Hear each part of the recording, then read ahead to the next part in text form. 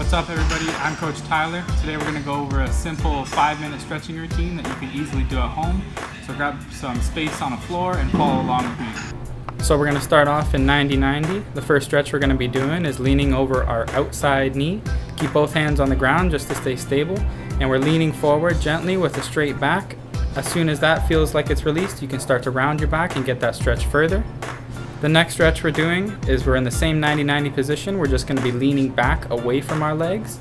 You want to feel that stretch all throughout your hip adductors and through maybe some groin muscles. If you feel any tension in your knee, try and find another angle so you don't feel it. We just don't want to injure your knee. The next stretch we're doing is a good old butterfly stretch. This is going to be great for your adductors and for your hip flexors. Remember, we're gently pushing down with the elbows and pulling up with the hands, but not too hard because we don't want to pull too much. You want to be stretching to the point of tension and not pain. The last stretch we're doing is a psoas stretch. So we're going to be up on one knee and we're going to be reaching up over our head across our body and then pushing your hip forward as if you had a string on your psoas and was reaching to the front wall.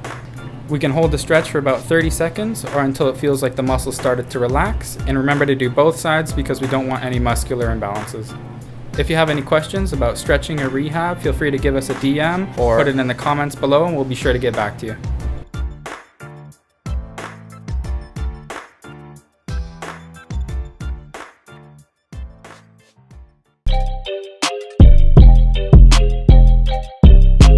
We're going to be showing you ways today to add isometrics in your workouts and a couple ways that you can superset with them. The first superset we'll be showing you in regards to the lower body. We're going to be doing a barbell back squat followed by a wall sit. This will target the lower body, quads, a little bit of core, and it's a good superset because after your set of your squats, the isometric contraction, which is the wall sit, you'll really feel the burn. Next, we'll be doing a superset and it will be for upper body. Here we're doing a flat dumbbell bench press. After that, we're finishing with a high plank, but halfway down. So basically a push-up position, you're bending your elbows to 90 degrees and you're holding that there. You want to make sure you keep the body tight, squeeze all the muscles in the whole body, core, glutes, legs, everything. Try to hold as still as possible. Hey guys, Fit Friday. So we're on the topic of split squats. Last week we did front foot elevated, which is typically, the least intense, like our starter position for a split squat. Today we're gonna be doing them flat on the ground. The weight on the front leg will be increased slightly because now it's not elevated anymore. So as you travel through your split squat, you will load the front leg a lot more than you did previously when your front foot was elevated. You can keep the tempo the same, 3 seconds on the way down, 1 second on the way up. All the instructions are the same as the first video. Feet hip width apart, nice elongated split stance. Your front toe you want out slightly 5 degrees, back heels off the ground, and you want to move through the range of motion smoothly.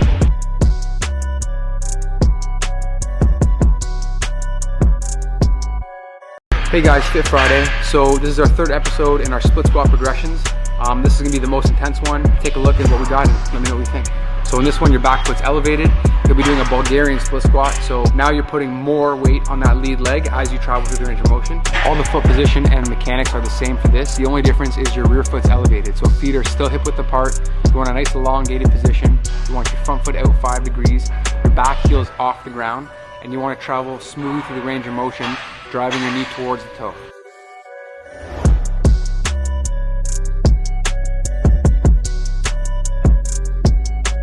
Hey guys, Fit Friday, and today we're going to be looking at some shoulder press variations with a barbell. We'll be doing 4 exercises and the difficulty will increase with each exercise. Number 1, we'll be starting with a basic military press. For number 2, we'll be doing a behind the neck press. Variation 3, a lumberjack press. And lastly, for the 4th variation, we'll be doing a single arm javelin press. Give these variations a try and like and comment and let us know if you want us to cover anything specific.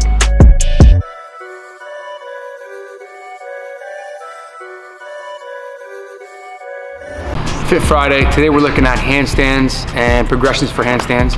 I was a gymnast for most of my life and I have progressions that start at the very easiest position. Handstands are great for upper body stability and proprioception. Take a look at these, throw them in your workout program. Hopefully you like it. The position we're gonna start, which mimics the exact position you wanna have for a handstand, is a hollow hold.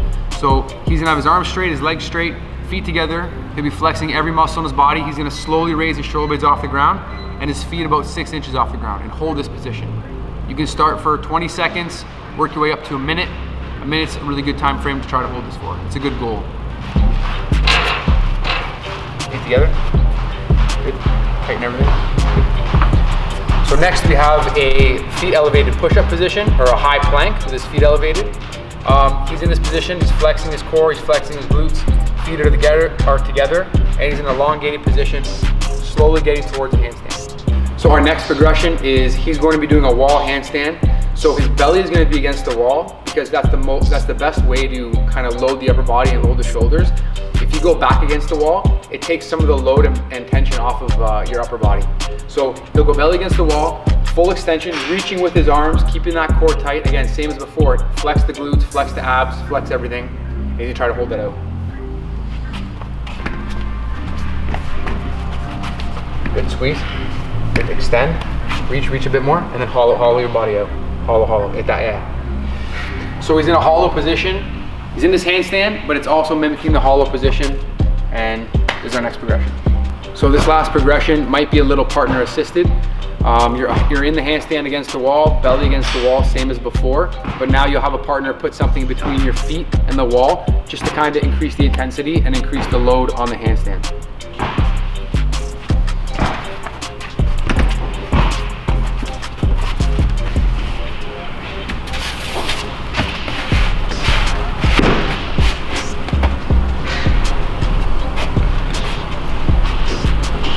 Good.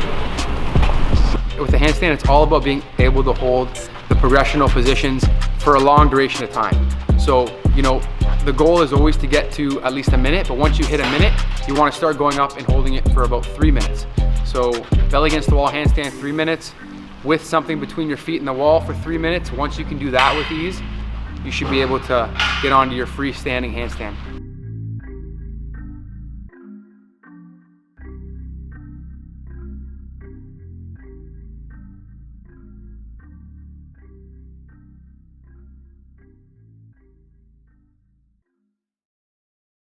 Fitness Friday, Adam here. So today we're looking at giving you guys a few different changes to your favorite exercises, either different grips, different body positions, just things that you can do to hit different parts of the muscle and continue your progress. You typically want to change your program every 4 to 6 weeks to get optimal results. If you can't fully change your program, then add these tips and tricks in to stop you from plateauing.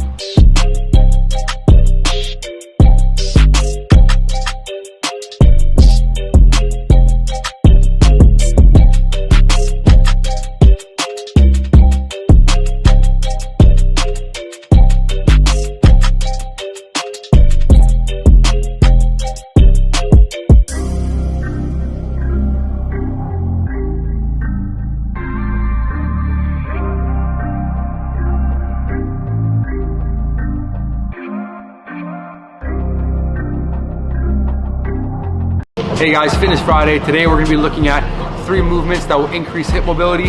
It's always good to have loose hips when you're doing any form of training. It'll reduce injuries, and if you're a fighter, it'll help you kick higher instantly. So the first one is going to be a hip rotation. So you're going to stand on one leg. You're going to bend that knee that you're standing on just to keep the knee safe. You're going to rotate as far as you can to one side. You're going to hold for 2 seconds when you get to the end of the range of motion. Then you'll go back the other way and do the same thing. Number 2 is we're doing a glute bridge lateral drop. So you'll go up in a glute bridge, flat on your back, raise one leg to the ceiling, and you're gonna laterally drop it as low as you can without twisting your hips, and pause for 2 seconds. And the last one is a lunging hip thrust. You're going to thrust your hips forward and then lunge a little deeper. Thrust your hips forward, bring the hips back, lunge a little deeper. You can repeat this for about 2 to 3 times per leg on each side. I'm Coach Tyler, this is Fit Fridays. Today we're gonna go over some foam rolling. This is perfect for before a workout if you wanna do some mobilization, or after a workout if you wanna do some tissue repair. So we're gonna start off rolling out the calves. If you feel like you have any knots anywhere, take some time, slowly work those out. There's no way that you can foam roll fast. It's about taking it slow and working out any knots or tightness. Then we're gonna move up to our hamstrings. Same rules apply. Nice and slow, 1 inch at a time. If you want to put any more pressure on one side, you can cross over your feet or turn on a different angle to get certain angles to hit other parts you wouldn't be able to reach. Next, we're gonna roll over to our quads. Normally this one can be really tight because a lot of people have knots in their quads, so take it slow. If you feel like you have those knots, again, work them out slowly, don't rush. To foam roll the glutes, you're gonna wanna cross your foot over your opposite knee. When rolling out my glute, I like to lean back and keep one hand on the mat just so I can support myself, and from there I can use that to roll my hips back and forth. Lastly, we're gonna finish off with foam rolling your back. So I like to start from the bottom to the top like everything else. So I start very gently with the low back, slowly work my way up to just below my neck. I like to foam roll each body part for about 20 to 30 seconds or longer if you feel really tight or any knots anywhere, but it's all about taking your time and trying to release all that built up tissue.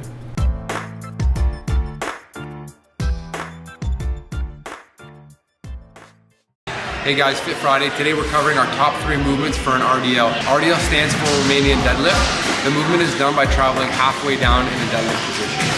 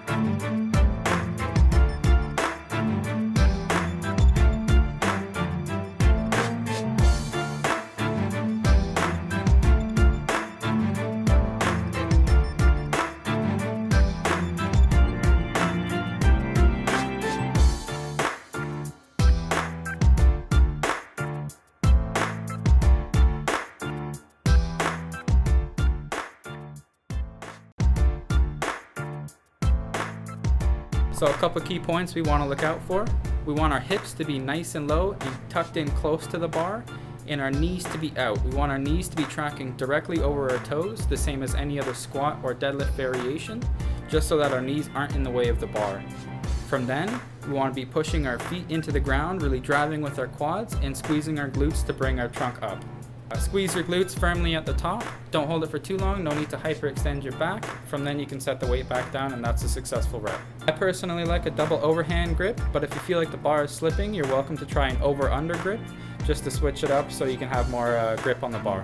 You definitely want to make sure that you've warmed up your hips successfully before this, because it can be a little bit extra stress on your hips just because of the position that they're in.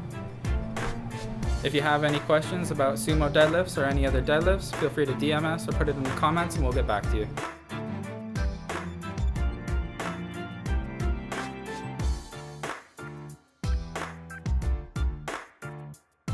Fitness Friday again. Today we're going to be looking at a modality called 1 1/4, and basically we use this quarter at the top or bottom range of the strength curve depending on what exercise you're doing, and it's just used to spend a little extra time in that area and increase the strength either in the top range or bottom range of the movement.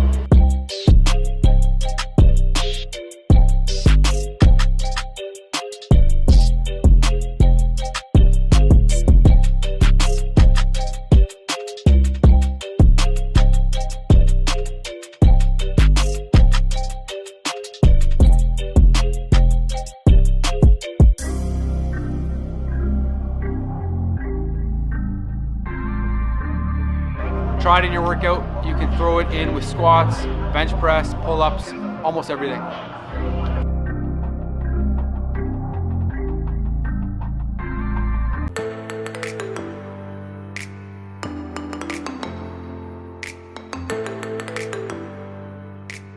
Y raises help prevent shoulder injuries and strengthen posterior deltoid, traps, and upper back.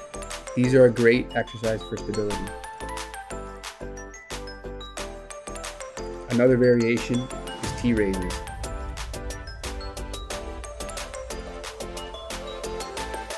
We're working a single arm scapular retraction. We're working to improve scapular strength and symmetry. If you're balanced, you're stronger and you can lift more. You want to focus on retracting and depressing that scapula, not firing the trap, and also keeping the elbow locked out straight. Start with a mid pulley, then go to a high pulley and a low pulley for progression. Another option is to use a dumbbell in a prone position if you don't have access to a cable system. Again, we're focused on retracting that scapula and not recruiting the bicep, keeping that elbow straight.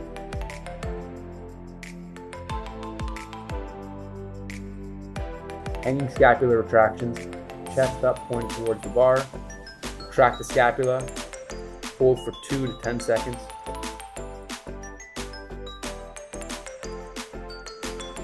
Single arm row, drive that elbow towards your hip, squeeze your upper back while maintaining a good posture. 35 dumbbell row, this is a chest supported row. It's great for upper back strength. Hands pronated to neutral will increase functional muscle synergy in the arms and shoulders. Changing the degree of the bench will work the same muscles but recruit different muscle fibers.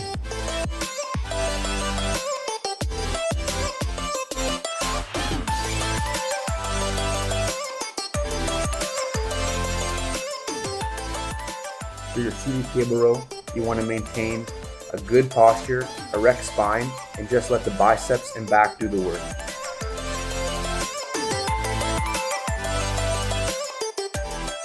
Rope to neck, another variation of row. While rowing, try to abduct the elbows between 90 to 120 degrees for best results. TRX row, to increase intensity, walk your feet forward. Rack row is a great bodyweight option. Start with your knees bent for lowest intensity. Then straighten your legs. Then elevate your feet to increase intensity. Bent arm hang, grip the bar with an undergrip, then pull or jump yourself up so your chin is clearly above the bar. Lock into position and spend some time accumulating volume. To increase the intensity for this exercise, you can extend your legs and create an access so your core is firing even more. Next is a negative chin up. Pop yourself up and try to come down as slow as possible. The most common tempo I use is a 4-to-1 tempo, 4 seconds down, 1 second up. After you spend some time training bent arm hang and you've done negatives, now it's finally time to get to the exercise you've been training for. Full chin up. Start with a supinated chin up, 3-to-1 tempo, 3 seconds on the way down, 1 second on the way up, and squeeze your back as you pull. Try incorporating some of these exercises in your current training program. Feel free to let us know how it goes. Keep messaging us, keep DMing us. We appreciate your questions, we love it, and we'll talk to you guys soon.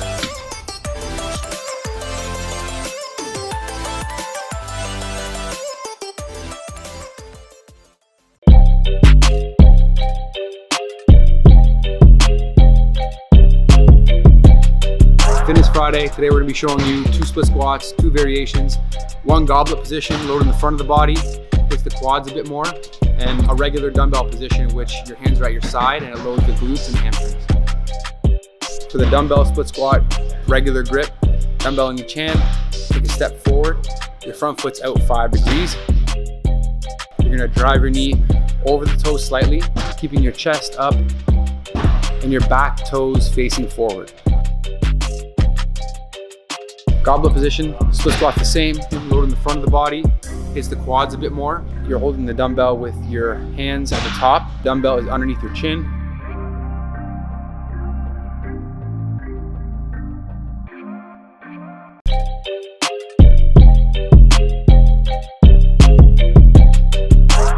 What's up guys, Fitness Friday. Today we're gonna be looking at increasing ankle mobility, stretching out your calves and soleus. The calves have to be naturally very, very tight so they can pump blood back up to the heart. Typically stretch your calves with toes are elevated on something and you're leaning forward, and that starts to stretch out the calves and provide tension. I'm leaning forward, my knee is locked out, which is providing a stretch for my calves. From here, I can bend my knee, and that's going to move the stretch from my calf to my soleus. Extra portion we're gonna be talking about today is that bottom part of the soleus here. While I'm stretching it, a little extra thing you can do to work the fascia around the calf and provide more mobility instantly is a bit of torsion. And moving up and down towards the ankle while it's in a stretched position and that provides a lot of laxity and increased mobility. Hi guys, I'm Coach Elisa at BTC, and today I'm going to show you some cable exercises.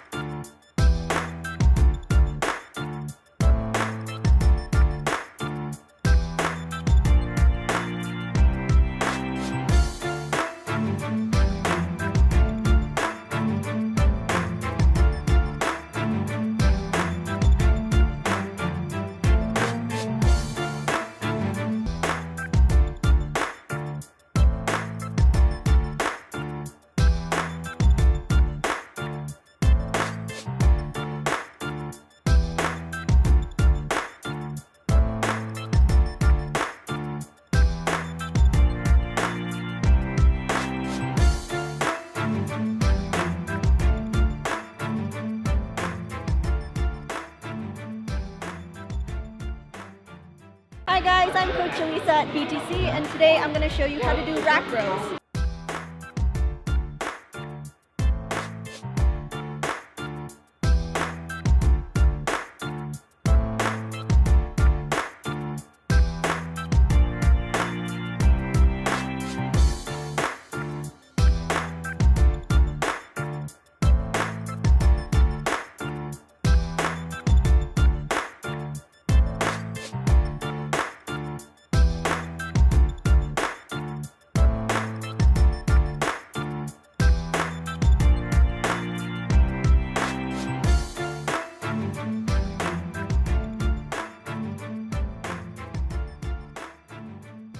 Hey guys, Fit Friday.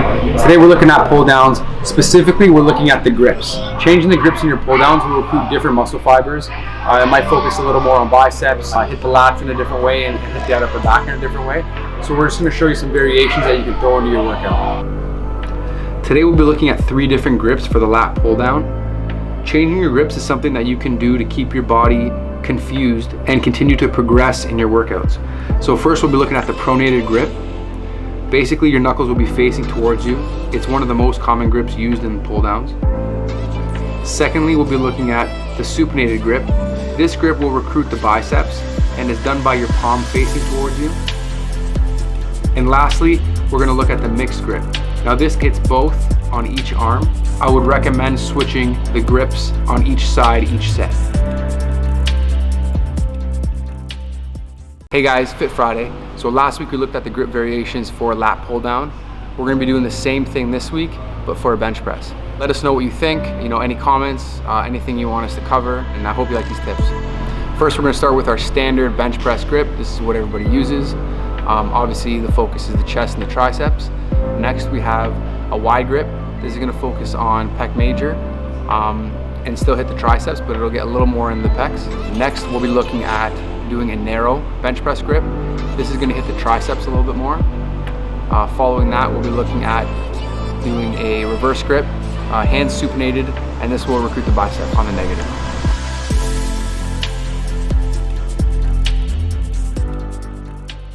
Hey guys, Fit Friday.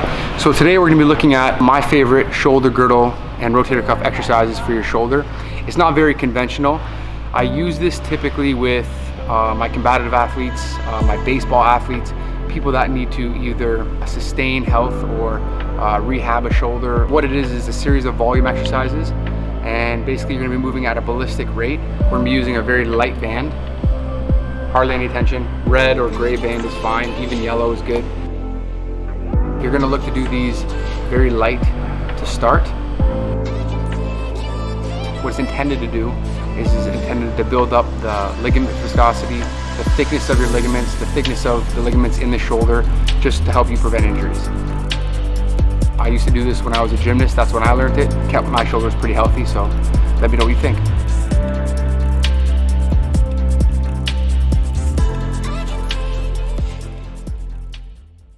Today we'll be looking at a couple exercises to increase speed and strength, get you faster and stronger.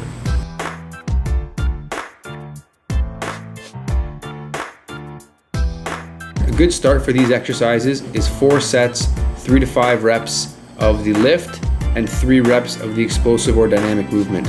Reps and sets differ depending on the goal. Doing these type of workouts leading up to competition help recruit more muscle fibers and get you fast and strong.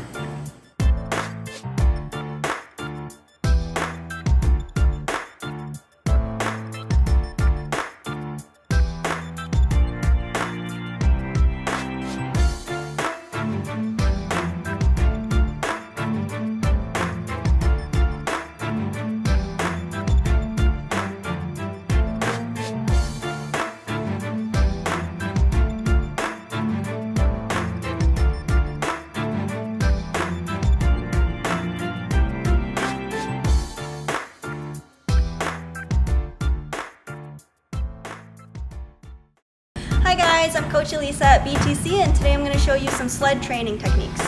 Sled training is a high intensity full body workout. Keep your core tight and avoid raising your hips above your shoulders. It's best to get closer to the ground and push with your body weight, while wider grip is more challenging. While pulling the sled, maintain an overhand grip, keep those shoulders back and hips forward. In a squatting position, maintain an erect spine while performing the row. Take a step back to reset and continue. If you have any questions, leave a comment below.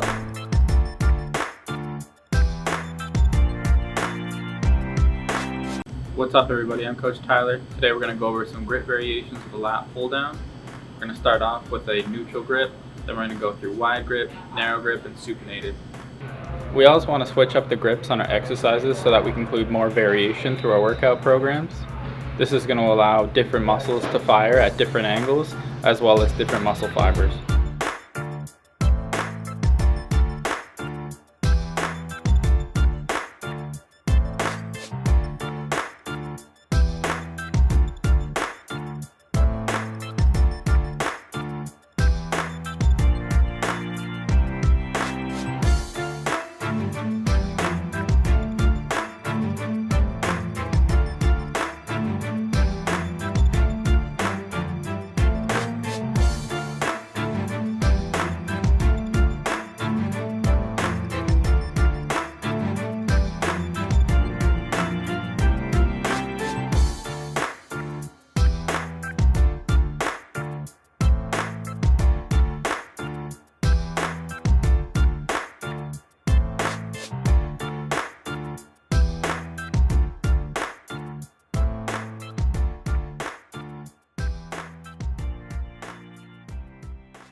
What's up everybody, I'm Coach Tyler, this is Fit Friday. Today we're going to go over a couple ways to progress or regress exercises, in other words, making them easier or harder. One way that we can do this is by using a step.